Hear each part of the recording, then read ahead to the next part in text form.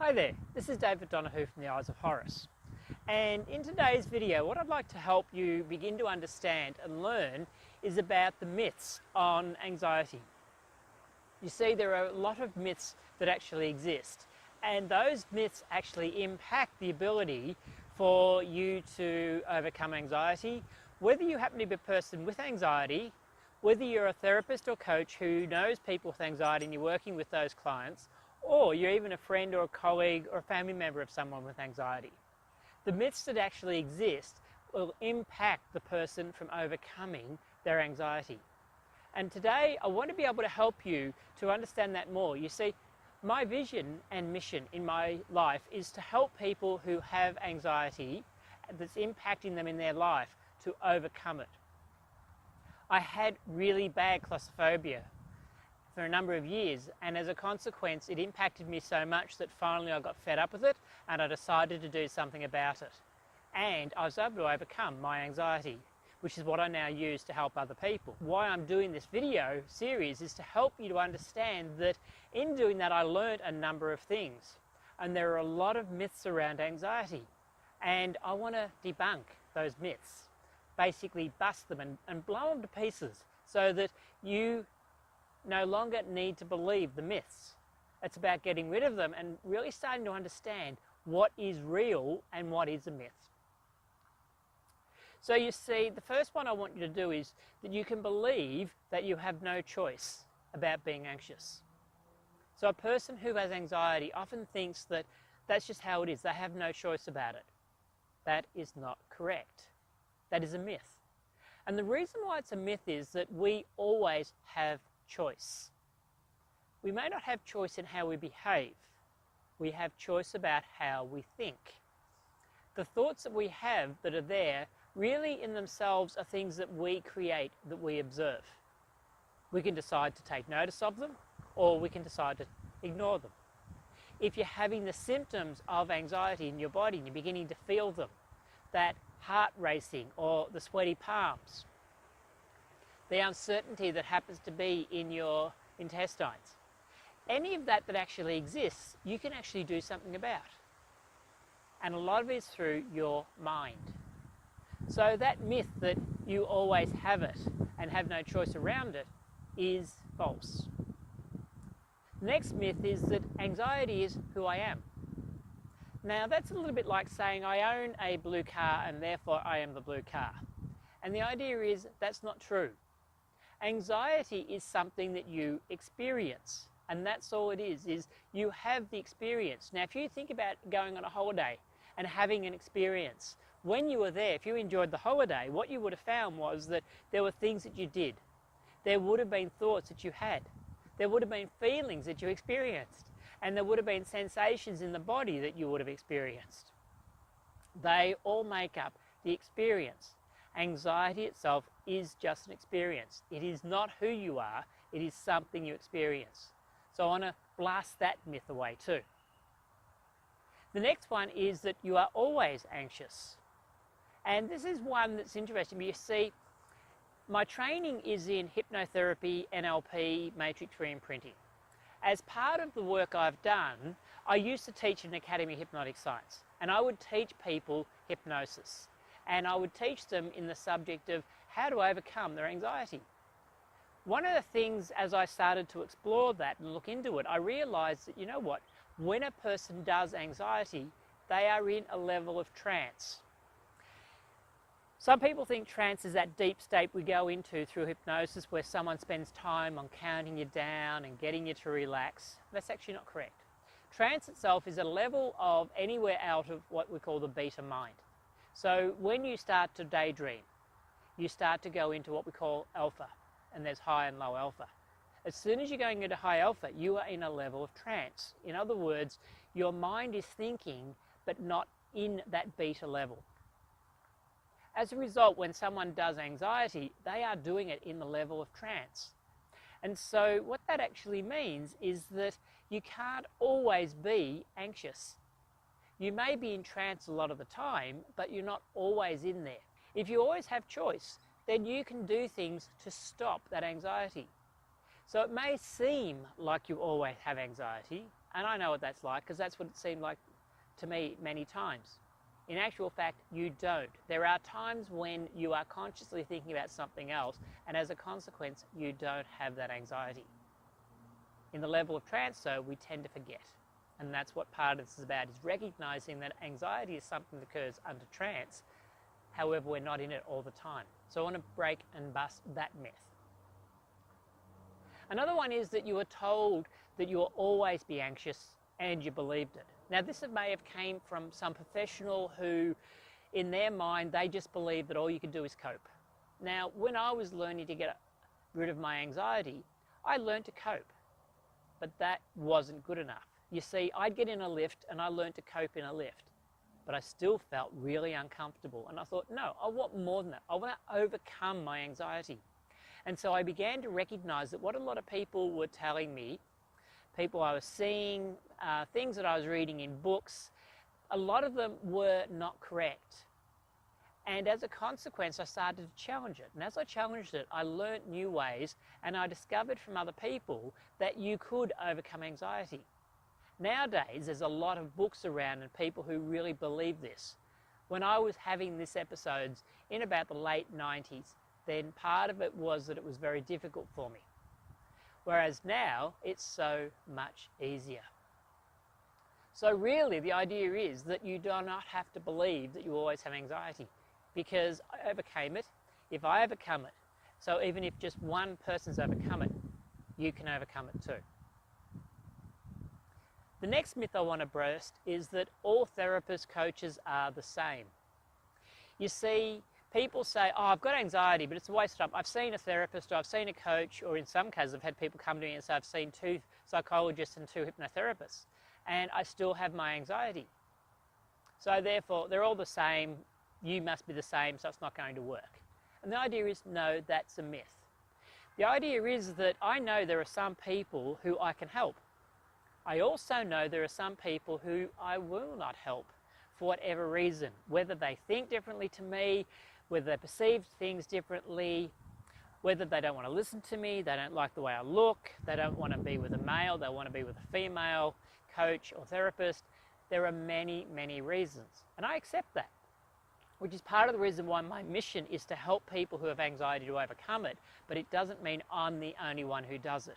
So one of the things I want to do is to help people who work with those who have anxiety to really have a program that helps them to really work with the client and get the client past coping right into that point of gaining mastery and overcoming their anxiety.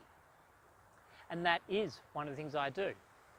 And so the idea is that no, not all coaches, therapists are the same. If one doesn't suit, go and find another.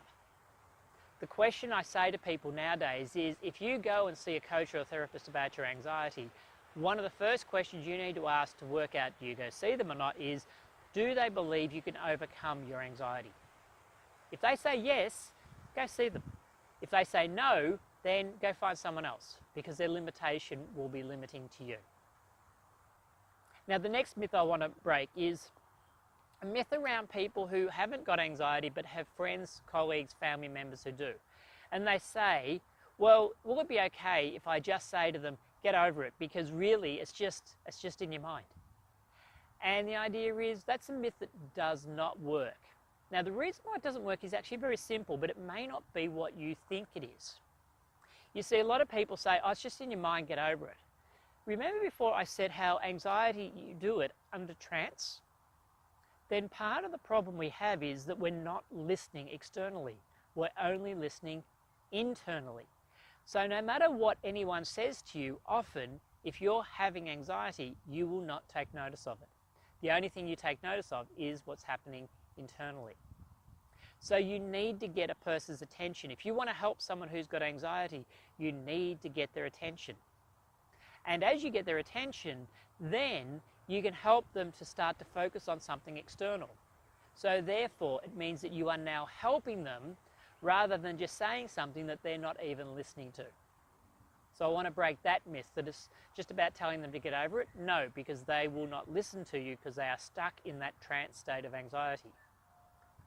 Now, the next one I want to talk about, which is the last one I want to go through today, is I really want to let my anxiety go. but it's not going. And at one level, yes, you may say you want to.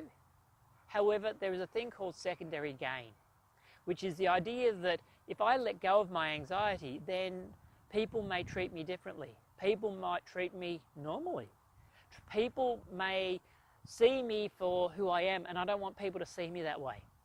As a consequence, you may think at a logical level, beta mind level as we say, that yes, I want to overcome my anxiety, I want to let it go. But really, do you? And that's one of the questions I often have, is I say to people, what's the advantage of holding on to your anxiety? And they say nothing. So I wait a moment and I ask the question again, and sometimes I ask it a third time. You see, people have a myth that if they think they want to let go of it, they will. And the idea is, well, it's a myth because they may really not want to let it go. Now, from that, they're just 7 of the myths that exist. There are a lot more, but there's 7 of the main ones that I've come across over my time. And I want you to realise that none of them are true. One of the things I mentioned before was the concept of saying to someone, look, it's just in your mind. And in a funny way, in actual fact, anxiety is in our mind, because it is our mind that causes the anxiety. There is triggers that trigger the anxiety state or the symptoms in you. So what is anxiety really? Well, it's a combination of a whole lot of states, a lot of things that you can experience. They can be the thoughts, they can be the feelings, emotions, they can be the sensations, they can be the behaviours. And so really, the idea is that it is in your mind. But I want you to think about this. If you're sitting on a chair at the moment, or there's a chair nearby, what came first? The chair or the thought of the chair? And of course, it's the thought of the chair. So if that came first, then that means the chair must have been in your mind first. And then as a result, it was created. So actually, everything comes from the mind. So at that level, is it that it's in the mind? Yes. But can you tell someone, look, it's just in your mind, get rid of it? No. That's like saying to someone, well, the thoughts in your head about the chair, let's just let it be there and out of your mind. And the idea is, no, you have to do all the things you need to do to create the chair. You have to do all the things you need to do to overcome the anxiety. And so one of the things I want you to become aware of, and I suppose it's a bit of teaching you at this moment in time, is recognizing that if you do want to overcome your anxiety, one of the things you need to do is ask. You need to ask yourself a very basic question. You say to the anxiety, what are you telling me?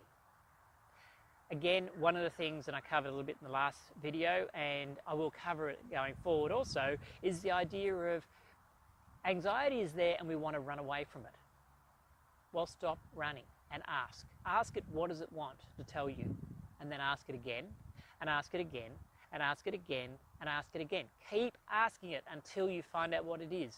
Or get someone else to ask you. And keep going through and asking and asking and asking. You see, when you ask, you get answers. Listen to the answers you get, that first thing that comes to mind.